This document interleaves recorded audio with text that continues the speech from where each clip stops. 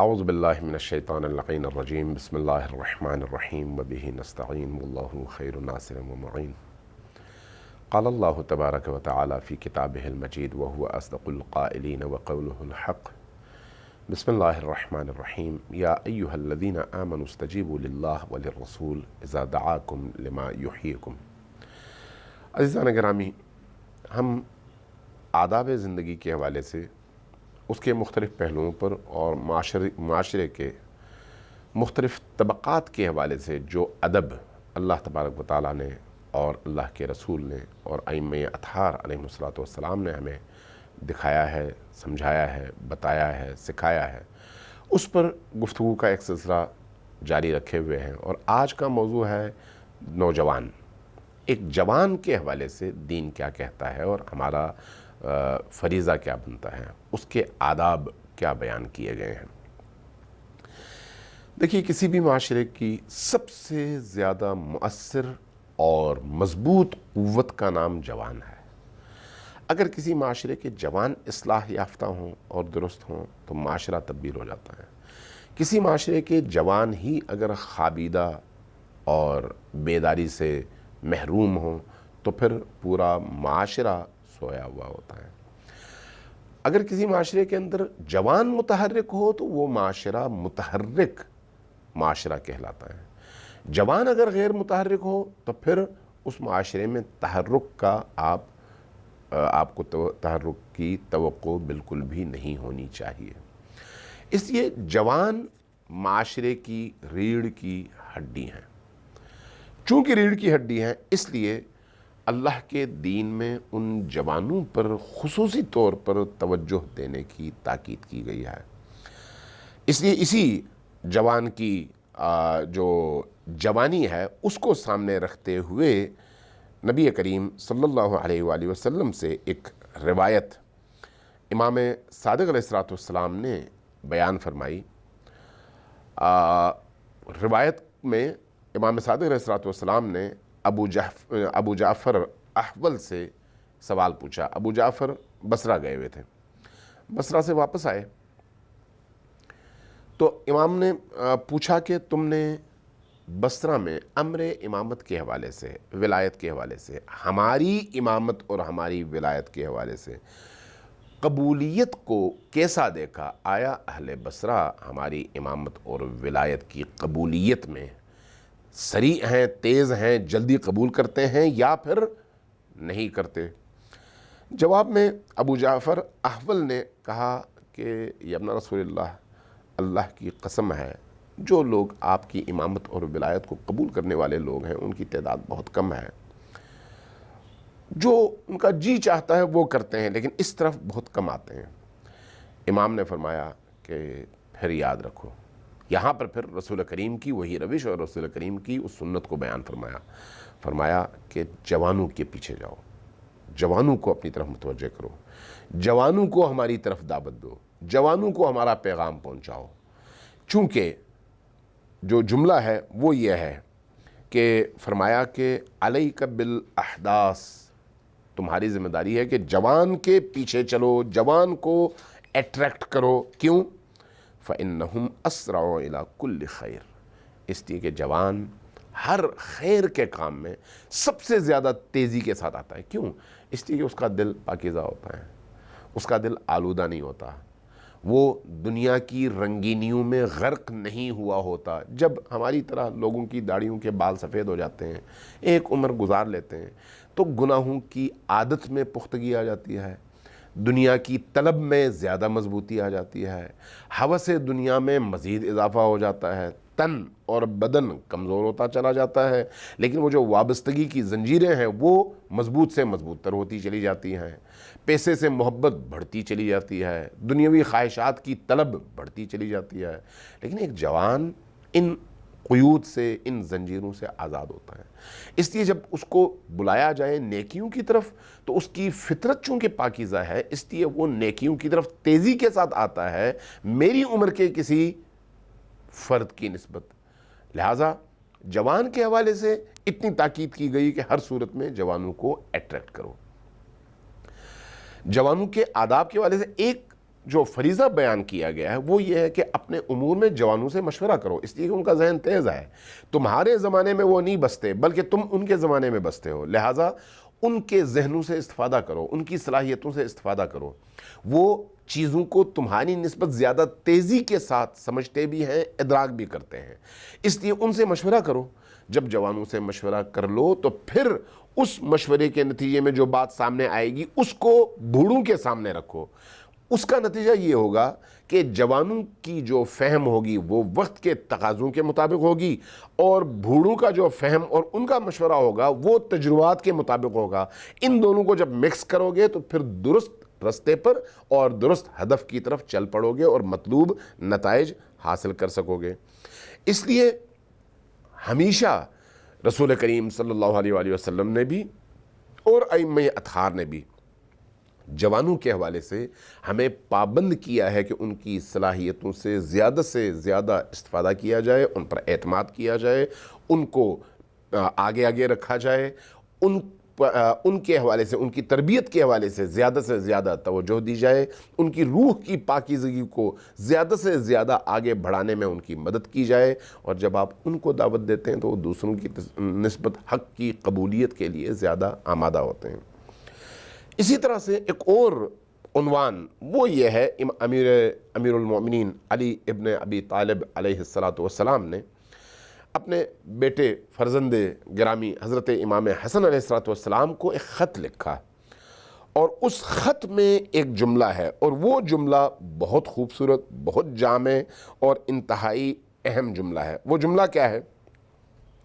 فرمایا انما قلب الحدثی کالارض الخالیہ، ایک جوان کا دل اس خالی زمین کی طرح سے ہوتا ہے، ما القی فیہا من شیء قبلتہ، جو بھی تم اس میں بیج ڈالتے ہو وہ اس کو جذب کرتا ہے اور قبول کرتا ہے۔ جس زمین میں بیج نہ ڈالا گیا ہو اس میں کوئی بھی آپ بیج ڈالیں زمین فوراً قبول کرتی ہے اور اس کے بعد اس کی نشو و نما شروع ہو جاتی ہے۔ اسی طرح سے ایک جوان کا دل پاک و پاکیزہ اور خالی ہوتا ہے، لہٰذا جوان کو بھولو مت، جوان کی طرف پوری توجہ دو۔ فبادرتک بالادب قبل ان یقسو قلبک، اس سے پہلے کہ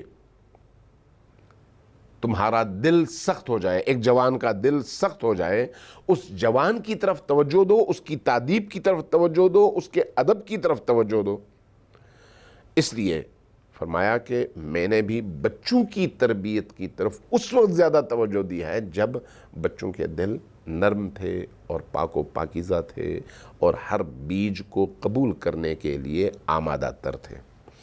امام صادق علیہ السلام کی ایک حدیث ہے، وہ حدیث تہذیب الاحکام میں ہے۔ فرمایا کہ بادروا احداثکم، اپنے جوانوں کی طرف تیزی سے جاؤ، جوانوں کی طرف تیزی سے توجہ دو، بالحدیث، اچھی باتوں میں، اچھی باتیں ان تک پہنچانے میں، قبل ان تسبقکم الیہم المرجعہ، قبل از اس کے وہ گمراہ لوگ جو تمہارے معاشرے کے جوانوں کو حق اور ہدایت کے رستے سے منحرف کر سکتے ہیں، تمہارے بچوں تک پہنچیں، تمہارے جوانوں تک پہنچیں، اس سے پہلے تمہیں جانا چاہیے، اپنے جوانوں کے دلوں کو کیپچر کرنا چاہیے تاکہ دین کی باتیں ان کے دلوں میں بٹھا سکو اور ان کے ذہن کو دین کی طرف موڑ سکو۔ لہٰذا جوانوں کا دل اس حوالے سے آمادہ ہے، اس لیے تعلیمی اداروں میں بھی اس بات پر توجہ کی ضرورت ہے، اور عام معاشرے کے اندر بھی اس بات پر بہت زیادہ توجہ کی ضرورت ہے کہ جوانوں کو کبھی بھی نگلیکٹ نہ کریں، نظر انداز نہ کریں، بلکہ جوانوں کو اٹریکٹ کرنے کی کوشش کریں اور حوادث اور ارد گرد کے واقعات سے ان کے دلوں کو پاکیزہ رکھ کر انہیں دین کی طرف متوجہ کرنے کی کوشش کریں۔ اسی لیے جوانوں کی تربیت کے حوالے سے امیر المؤمنین علی ابن ابی طالب علیہ السلام کا ایک جملہ ہے۔ فرمایا کہ جوانوں کو گفتگو، مناظرہ اور بحث کے طریقے سکھاؤ۔ جوان کے اندر پوٹینشل بہت زیادہ ہوتا ہے، لہٰذا اگر اس کو جوانوں کو اس بات کا عادی بناؤ گے تو وہ کبھی بھی مرجعہ اور گمراہ لوگوں کے ہتھ کنڈوں میں نہیں آئے گا، ان کا شکار نہیں ہوگا۔ آج جو ہماری نوجوان نسل کو مغربی طاقتوں نے بھی اور گمراہ کنندہ طاقتوں نے بھی کیپچر کیا. اس کی وجہ یہی ہے کہ ہم نے اپنے جوانوں کی طرف توجہ نہیں دی, اپنے جوانوں کو علم نہیں دیا, اپنے جوانوں کو اصول نہیں بتائے, اپنے جوانوں کو دین کے استدلال سے آشنا نہیں کیا, دین کی منطق سے آشنا نہیں کیا. اگر ہم دین کی منطق اور دین کی دلیلوں سے ان کو آشنا کریں اور ان کو مناظرے, گفتگو, بحث اور وجادلہم باللتی ہی احسن کے تحت بہترین بحث کا طریقہ سکھائیں, تو کبھی بھی ہمارے دشمن اور اللہ کے دشمن ان کے دلوں کو کیپچر نہیں کر سکتے. اسی طرح سے ائمہ اطہار اور نبی کریم صلی اللہ علیہ وآلہ وسلم کی تعلیمات میں جوان کی شادی پر سب سے زیادہ زور دیا گیا ہے. سب سے زیادہ کہا گیا ہے جوان کی شادی جلدی کر دو. آج 30 سال, 32 سال, 33 سال, 35 سال, بعض اوقات 36 سال, بعض اوقات اس سے بھی آگے بچوں کی شادی نہیں ہوتی, جوانوں کی شادی نہیں ہوتی. کہا جاتا ہے نہیں ابھی بچہ ہے. نہیں, وہ بچہ نہیں ہے. بھوک آپ کو جب لگتی ہے تو آپ کھانا کھاتے ہیں, بھوک نہیں لگتی تو آپ کھانا نہیں کھاتے. شہوت بھوک ہے. ایک جوان جب بالغ ہوتا ہے تو اس کی بلوغت کی عمر 14 سال کے بعد ہے. جب ایک بچہ, ایک نوجوان 14 سال کی عمر میں یا اس کے بعد بالغ ہو جاتا ہے تو اس کے بعد کتنا عرصہ چاہیے کہ اس کو آپ شادی سے محروم رکھیں؟ جب تک وہ شعوری طور پر بالغ نہیں ہوتا. اگر وہ رشد پا جائے تو اس کے بعد ضروری ہے کہ اس کی شادی کی جائے. اور اس لیے اسلام شادی کے حوالے سے, ایک جوان کی شادی کے حوالے سے زیادہ اصرار کرتا ہے. لہٰذا نبی کریم صلی اللہ علیہ وآلہ وسلم کی روایت میں بھی اور ائمہ اطہار کی سیرت اور تبلیغ دین میں بھی یہ بات بالکل واضح ہے کہ جوانوں کو شادی کے حوالے سے ترغیب دلاؤ اور جلد سے جلد ان کی شادی کے اسباب فراہم کر دو. انصار میں سے ایک جوان نبی کریم کی بارگاہ میں آیا اور اپنی ضرورتیں بتائیں گی, یا رسول اللہ میری یہ مشکل ہے, یہ مشکل ہے, یہ مشکل ہے. نبی کریم نے فرمایا کہ جاؤ, جا کر شادی کرو. وہ جوان چلا گیا. کچھ عرصے کے بعد کسی نے غالباً کہا اس سے کہ چلو نبی کریم کی بارگاہ میں چلتے ہیں. کہا کہ جب تک میں شادی نہ کروں اس وقت تک نہیں جاؤں گا, اس لیے کہ آپ نے مجھے یہ حکم دیا تھا کہ جا کے شادی کرو, ابھی تک میں شادی نہیں کر سکا. لہٰذا جب اس نے یہ بات کہی تو انصار میں سے ایک شخص کو یہ بات اس کی بڑی پسند آئی کہ نبی کریم صلی اللہ علیہ وآلہ وسلم کے حکم کو یہ اتنی اہمیت دے رہا ہے. کہا کہ میرے گھر بیٹی ہے, اگر تم چاہو تو میں اس کی شادی تم سے کرنے کو تیار ہوں. نوجوان راضی ہو گیا, شادی ہو گئی. شادی ہونے کے بعد پھر یہ جوان اپنی بیگم کا ہاتھ تھام کر نبی کریم صلی اللہ علیہ وآلہ وسلم کی بارگاہ میں حاضر ہوا. جب حاضر ہوا تو نبی کریم صلی اللہ علیہ وآلہ وسلم بہت خوش ہوئے اور پھر جوانوں کو مخاطب کر کے فرمایا کہ جملہ میں عرض کرتا ہوں آپ کی خدمت میں کہ کیا فرمایا, یا معشر الشباب, اے جوانوں, علیکم بالباہ, جلدی جلدی شادیاں کرو, جلدی جلدی شادیاں کرو. یعنی شادی کرنے کا جو نتیجہ ہے وہ یہ ہے کہ تمہاری روزی میں اضافہ ہو جاتا ہے. جب آپ شادی کرتے ہیں تو شادی آپ کی روزی میں اضافے کا باعث بنتا ہے.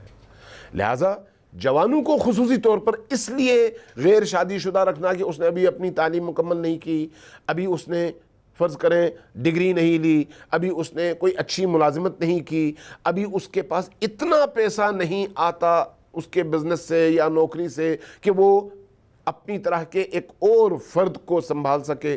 یہ اللہ پر عدم اعتماد کی علامتیں ہیں. اللہ نے پیدا کیا ہے, روزی بھی وہ پہنچاتا ہے. تدبیر آپ کو کرنی چاہیے, توکل اللہ پر کرنا چاہیے. اس لیے اللہ نے جب حکم دیا کہ شادی کروا دو تو شادی کروا دو. جب رسول اللہ نے فرمایا کہ جوانی میں شادی کرو اور کرواؤ تو ہر صورت میں یہ کام کرو. روزی اللہ کے ہاتھ میں ہے, آپ کے کام میں, آپ کے ہاتھ میں محنت کرنا ہے. بعض اوقات انسان بہت ساری محنتیں کرتا ہے, نتیجہ کچھ نہیں نکلتا. کیوں؟ اللہ نے رستے بند کیے ہوتے ہیں.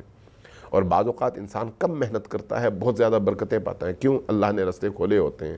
اس لیے اپنے آپ پر بھروسہ نہ کرو, اللہ پر بھروسہ کرو اور شادی کرو, اور شادی کے لیے لوگوں کو تیار کرو. اس حوالے سے خود جوانوں کی تربیت پر بہت زیادہ تاکید کی گئی ہے. جوان کو اس کے مسائل سکھاؤ, جوان کو اس کے عقائد سکھاؤ, جوان کو اس کے ضروری احکام سکھاؤ, جو روزمرہ کے احکام ہیں, حلال و حرام کے احکام ہیں, مستحب اور مکروہ کے احکام ہیں، مباحات کے احکام ہیں، اس کے اجتماعی ذمہ داریوں سے متعلق احکام ہیں، اس کی انفرادی زندگی سے متعلق احکام ہیں، یعنی اس کو تعلیم بھی دو، اس کی تدریس بھی کرو، اس کی تربیت بھی کرو، اس کی تہذیب بھی کرو، تاکہ وہ نوجوان جب معاشرے میں قدم رکھے تو ایک صالح اور فرمان بردار اور اللہ کے محبوب بندے کی حیثیت سے اپنی اس جوانی سے بھرپور استفادہ کر سکے اور اللہ کے دین کی نصرت بھی کر سکے اور انسانی معاشرے میں اپنا رول اور اپنا کردار بھی ادا کر سکے۔ اسی طرح سے جوانوں کی تربیت کے حوالے سے ایک جگہ امیر المؤمنین علی بن ابی طالب سے شرح ابی الحدید میں ابی الحدید نے ایک جملہ کہا ہے کہ امیر المؤمنین علی بن ابی طالب علیہ السلام نے فرمایا کہ جب جوان کوئی غلطی کرے تو اس کو اس کی غلطی کی طرف متوجہ ضرور کرو، اس کو بتاؤ ضرور کہ تم نے یہ غلطی کی ہے، لیکن اس کو بند گلی میں نہ ڈال دو، اتنا اس کو موقع دو کہ وہ آرام سے سوچ سمجھ کر درست رستے کا انتخاب کرے اور اپنی اس غلطی کی اصلاح کر سکے۔ ہمیں اگر ہم جوانوں کی نفسیات کو سمجھ کر جوانوں کو اپنے ارد گرد جمع کر سکیں، ان کی تربیت کر سکیں، تو میں آپ کو یقین دلاتا ہوں کہ ہم اپنے معاشرے کی تبدیلی میں بہت بڑا کردار ادا کر سکتے ہیں۔ اس لیے خصوصاً جوانوں کی طرف اور جوانوں پر مشتمل تنظیموں کی طرف ہماری توجہ زیادہ سے زیادہ ہونی چاہیے۔ اللہ تبارک و تعالی ہمیں ایسی وحشت اور بربریت سے نجات عطا فرمائے اور ہمیں بچوں کی نفسیات کو سمجھنے کی توفیق عطا فرمائے۔ والسلام علیکم ورحمۃ اللہ وبرکاتہ۔